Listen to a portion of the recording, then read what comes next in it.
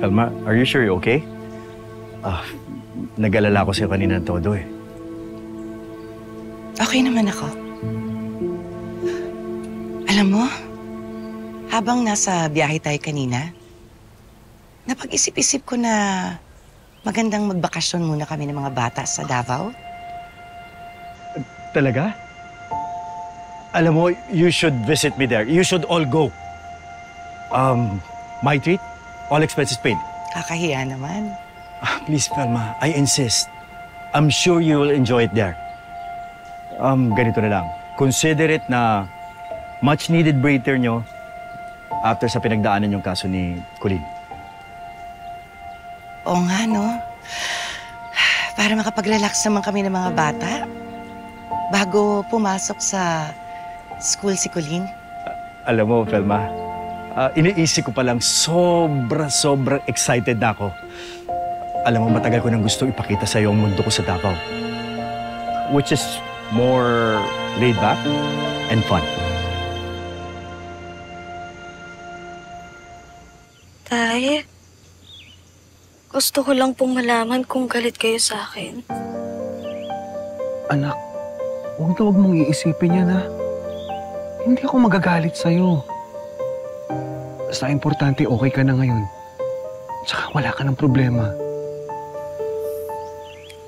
Tay, hindi ba po talaga ako okay? Magiging okay lang po ako, Tay, kapag umuwi na po kayo sa atin. Para mabuo na po ulit ang pamilya natin. Pwede ba? Ha? Ay, bitawan mo nga asawa ko! Marcel, tama na! Manuel, wala sa usapan na makikipagkita ka pa dito sa mga anak mo. Dito pa talaga? Sa puntod ni Jessica? Ano naman ang mga mukha niyo? Lalo ka na, Colleen!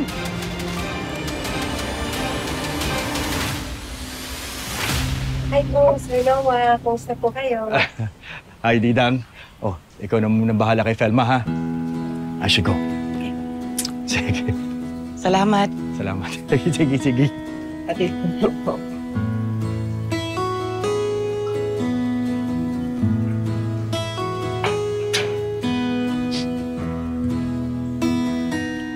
Ate Felma, kumusta naman po yung date niyo ni Sir Noah? Date talaga? Napakamalisyosa mo, ha? Teka nga muna, bakit ang tahimik dito? Nasaan yung mga bata? Ay, ate, nagpunta sila ng sementeryo. Dinalaw si Jessica. Tapos diretso na ng mall after.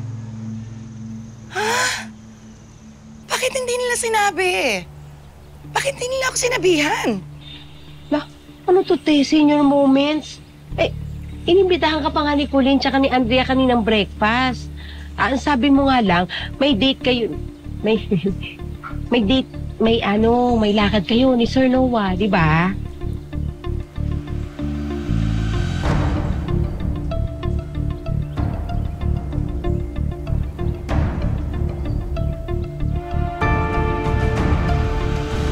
Ba't nandito kayo? Para magyabang? Dahil dismiss na yung kaso ng Colleen na yan? Ganun ba? Marcel, pwede ba tumigil ka na? Nandito kami para magbigay respeto sa kapatid namin, ha? Nag-offer kami ng prayers. Nagsorry lang naman po ako kay Jessica. Sorry. Sorry. Wala na magagawa yung sorry mo. Patay na yung anak ko. Kasalanan mo. Kung di mo siya inaway, hindi siya mababangga. Marcel, pwede ba huwag mong idiin si Colleen? Wala siyang kasalanan. Tsaka utang na loob, pwede ba? Pwede ba hayaan mo kami makapag-usap? Ano? Bibigyan ba kami ng pagkakataon makapag-usap? Hindi ako sasama sa'yo pag-uwi.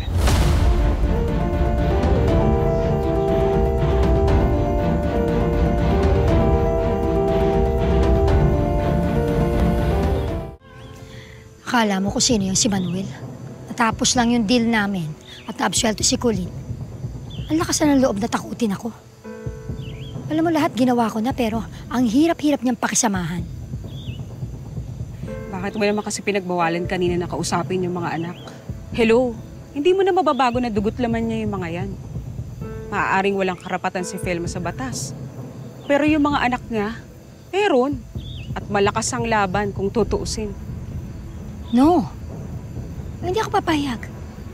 Ayoko na may kahati kay Manuel. Lalo na ngayon. Wala na si Jessica. Siya na lang ang meron ako. So, gusto mo pala siyang masolo kung ganun. Eh di ilayo mo. Bumalik kayo sa Canada. Nasa plano mo pa rin naman yan, right? Babalik naman talaga kami sa Canada. Tatapusin ko lang yung pagluloksa namin kay Jessica. Pero babalik na rin kami doon ni Manuel. Eh di go, ilaban mo. Hindi na rin naman siguro sila susunod doon sa Canada. Subukan lang nila. Kundi ililigaw ko sila na parang kuting.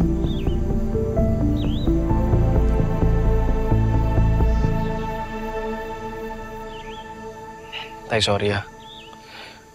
Nagkagulo pa tuloy dito. Kung alam lang ho namin na kasama niyo si Hazel, edi sana sa ibang araw na lang kami pumunta. Mga anak, pasensya na kung ganito yung sitwasyon natin ngayon, ha. Hindi ko naman kayo gustong saktan, eh.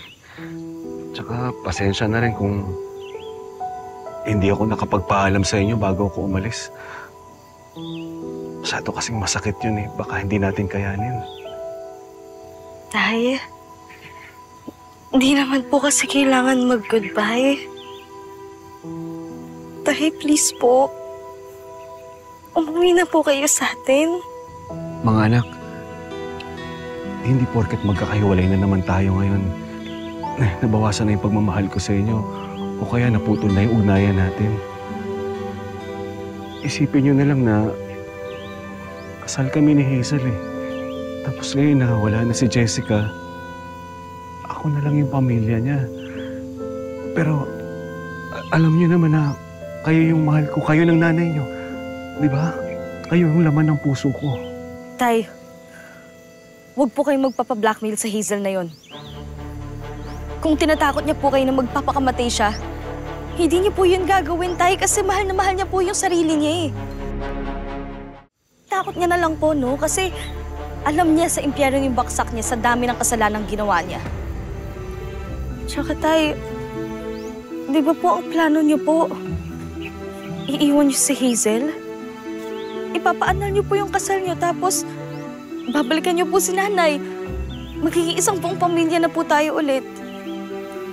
Ano na po nangyari sa plano mo yun, Tay? Anak, pasensya na kung hindi ko muna magagawa yung pangako ko kasi may mga bagay lang ako na kailangang ayusin. Pero lagi akong umaasa at pinagdarasal ko na mabubuo ulit yung pamilya natin. Miss na miss ko na kayo, mga anak. Mahal na mahal ko kayo.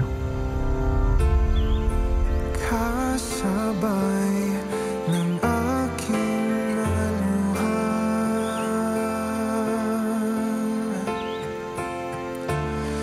ang pagsisisi nasaktan kita. Anak, sana masaya ka. Na-dismiss na ang kaso ni Colleen.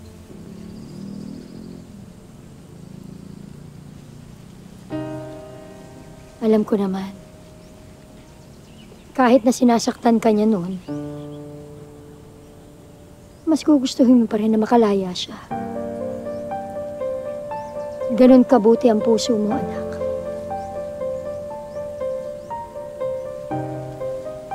At yun palang lagi naming napapanaginipan ng daddy mo na wish mo. Anak, natupad na. Nagkabalikan na kami ng daddy mo.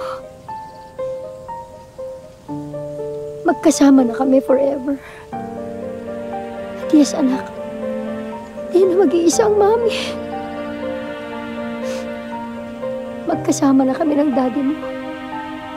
Hindi na kami maghihiwalay. Pangako namin sa iyo.